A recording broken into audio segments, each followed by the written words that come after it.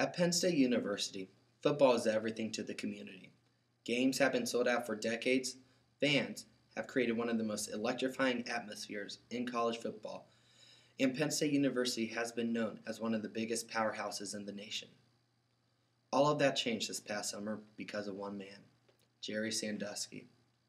In the following speech, I'm going to tell you the events that have occurred over the past 6 months involving Jerry Sandusky. I'm going to inform you on what Jerry Sandusky committed, Jerry Sandusky's legal and future status, and my own thoughts on the Penn State scandal. Jerry Sandusky is a retired football coach who served as an assistant coach at Penn State University.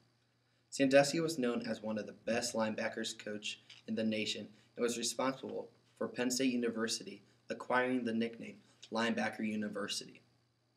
Sandusky retired from coaching in 1999, and it was then that he developed a children's charity.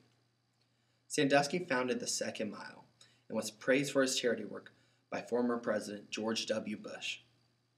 Sandusky received numerous awards for his charity work and was nationally known for the work he devoted his time to with children. Suddenly, a dreadful tragedy occurred. In 2011, a child sex abuse scandal broke out at Penn State University. Jerry Sandusky was the headlines of these allegations. The investigation began in 2008 when a boy reported he was sexually abused by Sandusky. Sandusky met the boy through the Second Mile, the charity he founded. It was then that a Penn State assistant coach admitted to seeing Sandusky showering with boys and saw and heard sounds of sexual activity. The trial had been going on for the past few years as evidence began to pile up. On June 22, 2012, the jury reached its final verdict. Sandusky was found guilty on 45 of the 48 counts against him.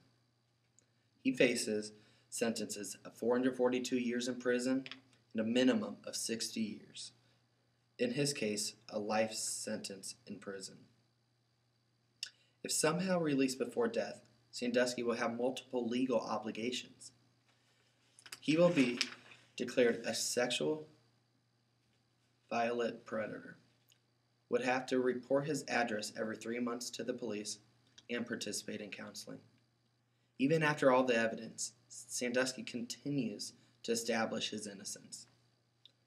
I think that the Penn State scandal is the most tragic event that has ever hit college sports. It has put a huge black eye on the university and has ruined one of the most iconic football programs in the country.